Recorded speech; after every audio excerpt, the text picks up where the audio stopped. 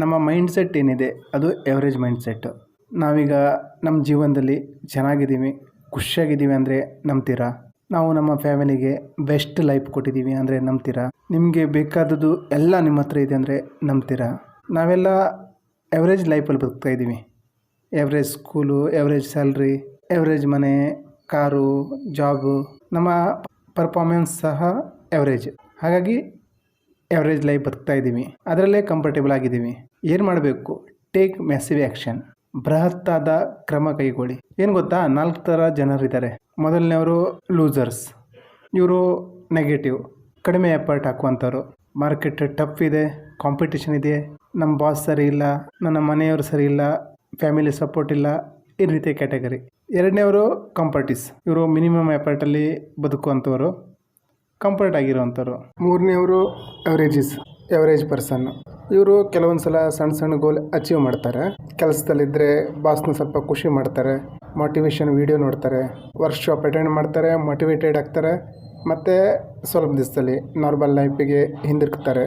ಇವರು ಬುಕ್ಸು ತಗೋತಾರೆ, ಆದರೆ ಓದಲ್ಲ, ಮನೇಲೇ ಇಡ್ತಾರೆ. ಆದಷ್ಟು ಬೇಗ ಇದನ್ನು ಓದಿ ಮುಗಿಸ್ತೀನಿ ಅಂದ್ಕೊಳ್ತಾರೆ, ಆದಷ್ಟು ಬೇಗ ಅದು ಯಾವತ್ತೂ ಬರಲ್ಲ. Next unstoppable. ಇವರು ಮ್ಯಾಸಿವ್ ಆ್ಯಕ್ಷನ್ ತಗೊಳ್ಳುವಂಥವ್ರು, ವಿನ್ನಿಂಗ್ ಹ್ಯಾಬಿಟ್ ಇರುವಂಥವ್ರು, ಸ್ಮಾರ್ಟ್ ವರ್ಕ್ ಮಾಡುವಂಥವ್ರು, ಇಫೆಕ್ಟಿವ್ ಆಗಿ ಕೆಲಸ ಮಾಡೋವಂಥವ್ರು. ಮಾಡೋ ಕೆಲಸದ ಜಾಗದಲ್ಲಿ ಜನ ಇವ್ರನ್ನ ಗುರುತಿಸ್ತಾರೆ. ಇವರು ಬುಕ್ ಓದ್ತಾರೆ, ವರ್ಕ್ಶಾಪ್ ಅಟೆಂಡ್ ಮಾಡ್ತಾರೆ, ಸೆಮಿನಾರ್ ಅಟೆಂಡ್ ಮಾಡ್ತಾರೆ. ಬಿಗ್ ಗೋಲ್, ದೊಡ್ಡದಾಗಿ ಗುರಿ ಇಟ್ಕೊಂಡಿರ್ತಾರೆ, ದೊಡ್ಡದಾಗಿ ಯೋಚಿಸ್ತಾರೆ. ಇವರನ್ನು ಫ್ಯಾಮಿಲಿಯವರು ಇಷ್ಟಪಡ್ತಾರೆ, ಜನ ಇಷ್ಟಪಡ್ತಾರೆ. ಇವ್ರಿಗೆ ಗೊತ್ತಿದೆ ಏನು ಈಸಿಯಾಗಿ ಬರಲ್ಲ, ಪ್ರಯತ್ನ ಮಾಡಬೇಕು, ಫಲ ಸಿಗುತ್ತೆ ಅಂತ ಗೊತ್ತಿರುತ್ತೆ. ಇಷ್ಟು ತಿಳ್ಕೊಂಡಾದ್ಮೇಲೆ ನಾವೆಂಥವ್ರು, ನಾವು ಯಾವ ಕ್ಯಾಟಗರಿಲಿ ಸೇರ್ತೀವಿ? ಡೆಫಿನೆಟಾಗಿ ಎವರೇಜ್. ನಮ್ಮ ಫ್ರೆಂಡ್ಸ್ ಯಾವ್ಯಾವ ಸ್ಟೇಜಲ್ಲಿದ್ದಾರೆ, ಯಾರು ಲೂಸರಲ್ಲಿದ್ದಾರೆ, ಯಾರು ಕಂಫರ್ಟಿಸಲ್ಲಿದ್ದಾರೆ, ಯಾರು ಎವರೇಜಸ್ಸಲ್ಲಿದ್ದಾರೆ, ಯಾರು ಅನ್ಸ್ಟಾಪೇಬಲ್. ನಾವೇನು ಮಾಡಬೇಕಂದ್ರೆ ಎಲ್ಲಿದ್ದೀವೋ ಅಲ್ಲಿಂದ ಸ್ವಲ್ಪ ಮೇಲೆ ಹೋಗಲಿಕ್ಕೆ ಪ್ರಯತ್ನ ಮಾಡಬೇಕು. ಎವರೇಜ್ ಆಗಿದ್ದರೆ ಅನ್ಸ್ಟಾಪೇಬಲ್ ಅಂಥವ್ರ ಜೊತೆನೇ ನಾವು ಸೇರಬೇಕು, ಅಂಥವ್ರನ್ನೇ ನಾವು ಹುಡುಕಬೇಕು. ಸೂಪರ್ ರಿಚ್ ಆಗಲಿಕ್ಕೆ ಜನ ಏನೇನು ಮಾಡ್ತಾರಂದರೆ, ಮೊದಲನೇದು ಜಾಬ್, ಸಮಯ ಕೊಟ್ಟು ಹಣ ಮಾಡೋದು. ಇವರು ಸೆಲ್ಫ್ ಇನ್ವೆಸ್ಟ್ ಮಾಡ್ಕೊಳ್ಳಲ್ಲ, ಒಂದು ಪ್ಯಾಸಿವ್ ಇನ್ಕಮ್ ಕ್ರಿಯೇಟ್ ಮಾಡ್ಕೊಳ್ಬೇಕನ್ನೋದು ಇವ್ರಿಗೆ ಗೊತ್ತಿರಲ್ಲ. ಎರಡನೇದು ಸೆಲ್ಫ್ ಎಂಪ್ಲಾಯಿ, ಸ್ಮಾಲ್ ಬಿಸ್ನೆಸ್ ಮಾಡೋಂಥವ್ರು. ಇವರು ಸಣ್ಣ ಬಿಸ್ನೆಸ್ ಮಾಡ್ತಾರೆ, ಒಂದು 4-5 ವರ್ಷ ಆದಮೇಲೆ ರಿಟರ್ನ್ ನಾರ್ಮಲ್ ಲೈಫಿಗೆ ಅಂದರೆ ಜಾಬ್ ಕ್ಯಾಟಗರಿಗೆ ಸೇರ್ಕೋತಾರೆ. ಮೂರನೇದು ಕಾರ್ಪೊರೇಟ್, ಬಿಗ್ ಬಿಸ್ನೆಸ್ ಮಾಡೋಂಥವ್ರು. ಇವರು ರಿಚ್ ಆಗ್ತಾರೆ, ಯಾಕಂದರೆ ಇವರು ಬಿಸ್ನೆಸ್ನ ಆಟೋ ಮಾಡಲ್ಲಿ ಇಡ್ತಾರೆ. 4ನೇದು ಇನ್ವೆಸ್ಟರ್. ಇವರು ಸರಿಯಾದ ರೀತಿಯಲ್ಲಿ ಇನ್ವೆಸ್ಟ್ ಮಾಡಿ ಹಣ ಗಳಿಸುವಂಥವ್ರು. ನಾವೆಲ್ಲಿದ್ದೀವಿ? ನಾವು ನಮ್ಮ ಕೆಲಸಕ್ಕೆ ಟೈಮ್ ಕೊಟ್ಟು ದುಡ್ಡು ಮಾಡ್ತಾ ಇದ್ದೀವ ಅಥವಾ ವ್ಯಾಲ್ಯೂ ಆ್ಯಡ್ ಮಾಡಿ ದುಡ್ಡು ಮಾಡ್ತಾ ಇದ್ದೀವ? ಇದನ್ನು ನಾವು ತಿಳ್ಕೊಳ್ಬೇಕಾಗತ್ತೆ. ಹಣ ನಮ್ಮ ಮೈಂಡಲ್ಲಿರುತ್ತೆ, ಆಮೇಲೆ ಅದು ರಿಯಾಲಿಟಿಯಲ್ಲಿ ಸಿಗುತ್ತೆ. ನೀವು ಲೂಸರಲ್ಲಿದ್ದೀರೋ, ಎವರೇಜಲ್ಲಿದ್ದೀರೋ, ಯಾವ ರೀತಿ ಚೆಕ್ ಮಾಡೋದಂದರೆ, ನಿಮ್ಮ ಕ್ಲೋಸ್ ಫ್ರೆಂಡು 5 ಜನರ ಹೆಸರು ಬರ್ಕೊಳ್ಳಿ, ಅವರ ಸ್ಯಾಲ್ರಿ ಬರ್ಕೊಳ್ಳಿ. 5 ಜನ ಸ್ಯಾಲ್ರಿ ಸೇರಿ 1 ಲಕ್ಷ ಆಯಿತು ಅಂದರೆ ಅದನ್ನು ಡಿವೈಡ್ ಮಾಡಿ, 5ರಿಂದ ಡಿವೈಡ್ ಮಾಡಿ. ಅದೇನು ಡಿವೈಡ್ ಮಾಡಿದಾಗ ಅಮೌಂಟ್ ಬರುತ್ತೋ ನಿಮ್ಮ ಸ್ಯಾಲರಿ ಸಹ ಅದರ ಅಕ್ಕಪಕ್ಕನೇ ಇರುತ್ತೆ. ಏನು ಮಾಡಬೇಕು? ಸ್ಯಾಲ್ರಿ ಜಾಸ್ತಿ ಆಗಬೇಕಂದ್ರೆ ಫ್ರೆಂಡ್ಸ್ನ ಚೇಂಜ್ ಮಾಡ್ಕೊಳ್ಳಿ. ಅನ್ಸ್ಟಾಪೇಬಲ್ ಆಗಿರೋಂಥವ್ರನ್ನ ಹುಡುಕಿ. ಅನ್ಸ್ಟಾಪೇಬಲ್ ಆಗಿರೋಂಥ ಇಬ್ಬರನ್ನ, ಈ ಓಲ್ಡ್ ಫ್ರೆಂಡ್ಸ್ ರಿಮೂವ್ ಮಾಡಿ ಆ ಫ್ರೆಂಡ್ಸ್ ಜಾಗದಲ್ಲಿ ಇಟ್ಟರೂ ಸಮೇತ ನಿಮ್ಮ ಇನ್ಕಮ್ ಚೇಂಜ್ ಆಗುತ್ತೆ. ಇದು universal formula.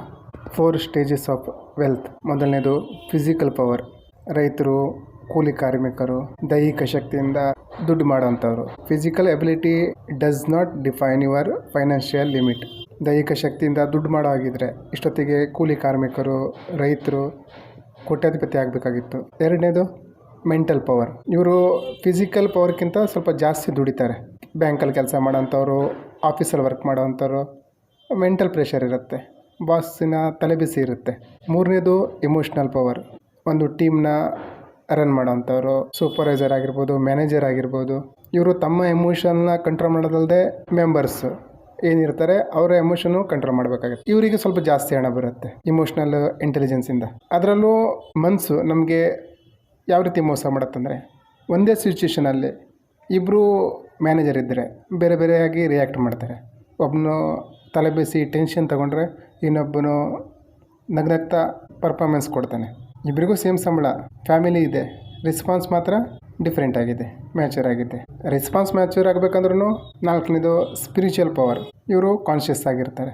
Level of consciousness decide level of success. More consciousness more happiness.